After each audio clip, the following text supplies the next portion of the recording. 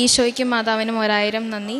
എൻ്റെ പേര് സോന സേവ്യർ. ഇതെൻ്റെ അമ്മ ആനി സേവ്യർ. ഞങ്ങൾ രണ്ടുപേരും വാഴക്കുളം സെൻറ്റ് ജോർജ് ഫൊറോന ചർച്ചിൽ നിന്ന് വരുന്നു.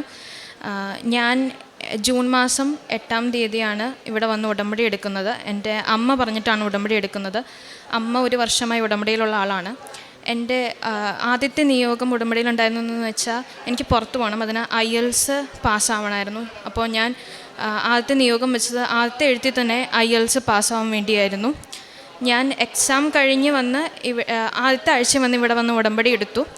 അതിനുശേഷം ഞാൻ ആദ്യത്തെ എഴുത്തിൽ തന്നെ പാസ്സായി ഇവിടെ വന്ന് സാക്ഷ്യം പറയാമെന്ന് നേർന്നിട്ടുണ്ടായിരുന്നു.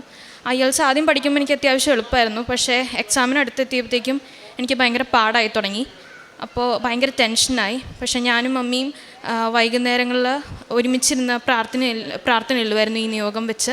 അപ്പോൾ എക്സാമിന് പോകുമ്പോൾ ഒന്നും അകത്തേക്ക് കയറ്റാൻ പറ്റുന്നുണ്ടായിരുന്നില്ല. കയ്യിലോ പോക്കറ്റിലോ ഒന്നും വെക്കാൻ പാടില്ലായിരുന്നു. അപ്പോൾ ഉടമ്പടി കാശുരൂപം ഞാൻ എൻ്റെ കഴുത്തിൽ അണിഞ്ഞിട്ടാണ്, എന്നിട്ട് ഡ്രസ്സിൻ്റെ ഉള്ളിൽ വെച്ചിട്ടാണ് ഞാൻ എക്സാം എഴുതാൻ കയറിയത്. അതുകൊണ്ട് തന്നെ ഉപ്പ് പോക്കറ്റിൽ വെച്ചിട്ട് ഉടമ്പടി ഉപ്പ് ഞാൻ എൻ്റെ പോക്കറ്റിൽ വെച്ചിട്ടുണ്ടായിരുന്നു. അതൊരു നുള്ള് എടുത്ത് പരീക്ഷാ ഹാളിൻ്റെ പുറത്ത് ഞാൻ കയറുന്നതിന് മുമ്പ് ഇങ്ങനെ താഴേക്ക് ഇടും.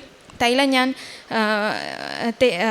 തലയിൽ പൂശി പ്രാർത്ഥിച്ച് ഒരുങ്ങിയാണ് ഞാൻ എക്സാം എഴുതാൻ പോയത്. പോകുന്ന വഴിക്കൊക്കെ പ്രത്യക്ഷീകരണ പ്രാർത്ഥന ചൊല്ലിക്കൊണ്ടാണ് പോയിക്കൊണ്ടിരുന്നത്. എനിക്ക് അവിടെ ചെന്നപ്പോൾ എക്സാം ഭയങ്കര പാടായിരുന്നു. എനിക്ക് എളുപ്പമുള്ള വിഷയം പോലും എനിക്കൊന്നും മനസ്സിലാവുന്നില്ലായിരുന്നു. പ്രത്യേകിച്ച് ലിസണിങ് ഒരക്ഷരം മനസ്സിലാവുന്നില്ലായിരുന്നു. അപ്പോൾ അങ്ങനെ ഞാൻ ജൂലൈ 27-ന് എക്സാം എഴുതി. ഭയങ്കര ടെൻഷനായിരുന്നു. എനിക്ക് റിക്കോർഡ് സ്കോറിനേക്കാളും താഴെ പോകുന്നു ഞാൻ പ്രതീക്ഷിച്ചത്.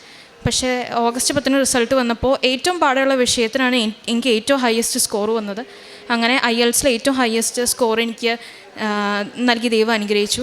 2-ാമത്തെ നിയോഗമായിരുന്നു എൻ്റെ എൻജിനീയറിംഗ് പരീക്ഷയിൽ എനിക്ക് നല്ല വിജയം നേടണം എന്നുള്ളത്.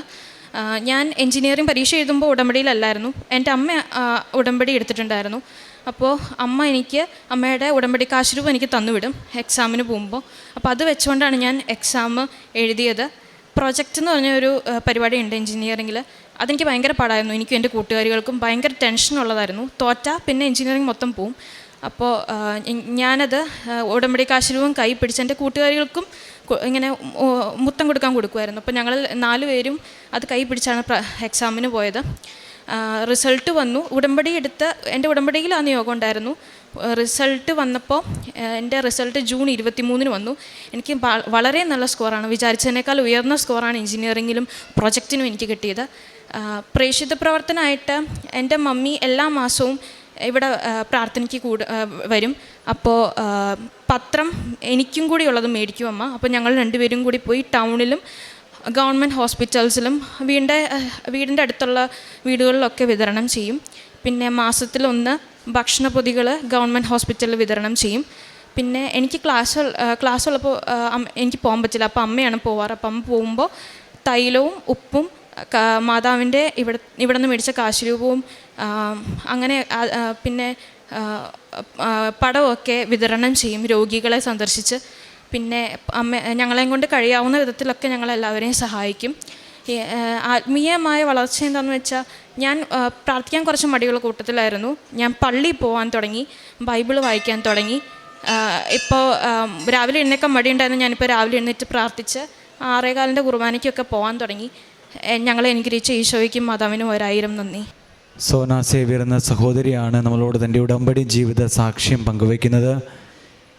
ഉടമ്പടിയുടെ ഏറ്റവും പ്രധാനപ്പെട്ട ഒരു ലക്ഷ്യമെന്ന് പറയുന്നത് നമ്മുടെ ദൈവാനുഭവത്തിലേക്ക് ഉയർത്തിക്കൊണ്ടുവരിക എന്നുള്ളതാണ്. നമ്മുടെ ജീവിതത്തിലെ ഓരോ കാര്യങ്ങളിലും ദൈവാശ്രയ ബോധ്യത്തോടുകൂടി നമ്മൾ പ്രവർത്തിക്കുവാനായിട്ടും നമ്മുടെ ജീവിതത്തെ നവീകരിക്കുവാനായിട്ടും നമ്മുടെ ജീവിതത്തിൻ്റെ എല്ലാ തലങ്ങളിലും ഉടമ്പടിയുടെ ആ ഒരു പ്രത്യേകത ഉണ്ടാക്കിയെടുക്കുവാനുമായിട്ടാണ് ഉടമ്പടി ശ്രമിക്കുന്നത്. ഈ സഹോദരി നമ്മളോട് പറയുകയായിരുന്നു, ദേവാലയത്തിൽ പോകുവാനായിട്ടും രാവിലെ എഴുന്നേറ്റ് പ്രാർത്ഥിക്കുവാനായിട്ടും അങ്ങനെ ദൈവത്തോട് കൂടെ ചരിക്കുവാനായിട്ടുള്ളൊരു വലിയ അനുഭവം ഉടമ്പടിയിൽ നിന്ന് ഈ സഹോദരിക്ക് ലഭിച്ചുവെന്ന്. ഈ സഹോദരി നമ്മളോട് പറഞ്ഞു, IELTS എക്സാമിൻ്റെയും അതുപോലെ തന്നെ BTech എക്സാമിൻ്റെയും സമയത്തൊക്കെ പരിശുദ്ധ അമ്മയുടെ കാശുരൂപവും നേർച്ച വസ്തുക്കളുമൊക്കെ കൊണ്ടുപോയി പരീക്ഷ എഴുതിയപ്പോൾ പരിശുദ്ധ അമ്മയുടെ വലിയ സാന്നിധ്യം അനുഭവിക്കുവാനായിട്ട് ഈ സഹോദരിക്ക് സാധിച്ചുവെന്ന്. ഉടമ്പടി ജീവിതത്തിൽ ഒരു നവീകരണം കൊണ്ടുവരുവാനായിട്ട്, തൻ്റെ ജീവിതത്തിൻ്റെ പഴയ അവസ്ഥയെ മാറ്റിക്കൊണ്ട് പുതിയതിലേക്ക് കൊണ്ടുവരുവാനായിട്ട്, അങ്ങനെ ദൈവവുമായിട്ട് ഒത്തിരിയേറെ അടുത്ത് ജീവിക്കുവാനായിട്ട് ഈ കുടുംബത്തെ സഹായിച്ചതായിട്ട് ഈ സാക്ഷ്യത്തിലെ ഈ സഹോദരി പറയുകയാണ്. പ്രിയമുള്ളവരെ, ഇവരുടെ ജീവിതത്തിൽ പരിശുദ്ധ അമ്മ ചൊരിഞ്ഞ എല്ലാ അനുഗ്രഹങ്ങൾക്കും കൃപകൾക്കും ഇരുകരങ്ങളും അടിച്ച് നമുക്ക് ദൈവനാമത്തെ മഹത്വപ്പെടുത്താം. അത്യപൂർവ ദൈവാനുഭവങ്ങൾ ഇനി നിങ്ങൾക്കും സ്വന്തം. ഈ യൂട്യൂബ് ചാനൽ ഇതുവരെ സബ്സ്ക്രൈബ് ചെയ്തിട്ടില്ലെങ്കിൽ ഇപ്പോൾ തന്നെ സബ്സ്ക്രൈബ് ചെയ്യുക. ഈ വീഡിയോ ഇപ്പോൾ തന്നെ നിങ്ങളുടെ സുഹൃത്തുക്കൾക്ക് ഷെയർ ചെയ്തുകൊണ്ട് കർത്താവിൻ്റെ പ്രേക്ഷിതരാകുക.